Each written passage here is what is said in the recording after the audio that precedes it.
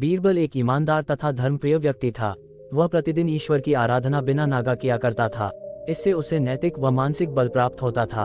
वह अक्सर कहा करता था कि ईश्वर जो कुछ भी करता है मनुष्य के भले के लिए ही करता है।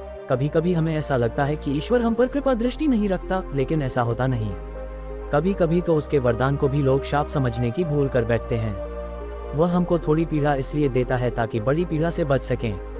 एक दरबारी को बीरबल की ऐसी बातें पसंद न आती थीं। एक दिन वही दरबारी दरबार में बीरबल को संबोधित करता हुआ बोला, देखो ईश्वर ने मेरे साथ क्या किया। कल शाम को जब मैं जानवरों के लिए चारा काट रहा था तो अचानक मेरी छोटी उंगली कट गई। क्या अब भी तुम यही कहोगे कि ईश्वर ने मेरे लिए यह अच्छा किया है?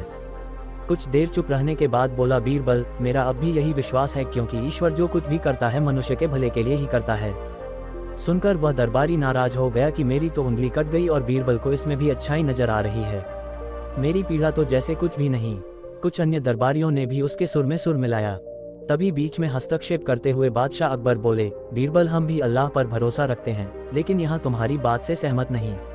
इस दरबारी के मामले में ऐसी कोई बात नहीं दिखाई देती जिसके लिए उसकी तारीफ की जाए। बीरबल मुस्कुराता हुआ बोला, ठीक है जहाँ पनाह, समय ही बताएगा। अब 3 महीने बीत चुके थे। वह दरबारी जिसकी उंगली कट गई थी घने जंगल में शिकार खेलने निकला हुआ था। एक हिरन का पीछा करते वह भटक कर आदिवासियों के हाथों में जा पड़ा। वे आदिवासी अपने देवता को प्रसन्न करने के लिए मानव बलि में विश्वास रखते थे। अतः वे उस दरबारी को पकड़कर मंदिर में ले गए बलि चढ़ाने के लिए। लेकिन जब पुजारी ने उसके शरीर का निरीक्षण किया तो हाथ की एक उंगली कम पाए। नहीं, इस आदमी की बलि नहीं दी जा सकती।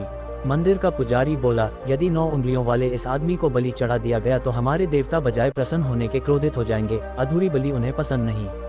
हमें महामारियों, बाढ़ या सूखे का प्रकोप झेलना पड़ सकता है, इसलिए इसे छोड़ देना ही ठीक होगा। और उस दरबारी को मुक्त कर दिया गया। अगले दिन वह दरबारी दरबार में बीरबल के पास आकर रोने लगा। तभी बादशाह भी दरबार में आ पहुंचे और उस दरबारी को बीरबल के सामने रोता देखकर हैरान रह गए। तुम्हें क्या हुआ, रो क्यों रहे हो? अकबर ने सवाल किया। जवाब में उस दरबारी ने अपनी आपबीती विस्तार से कह सुनाई। वह बोला, अब मुझे विश्वास हो गया है कि ईश्वर जो कुछ भी करता है मनुष्य के भले के लिए ही करता है।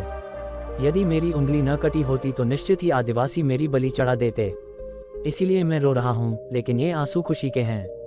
मैं खुश हूँ क्योंकि मैं जिंदा हूँ। बीरबल के ईश्वर पर विश्वास को संदेह की दृष्टि से देखना मेरी भूल थी। अकबर ने मंद मंद मुस्कुराते हुए दरबारियों की ओर देखा जो सिर झुकाए चुपचाप खड़े थे।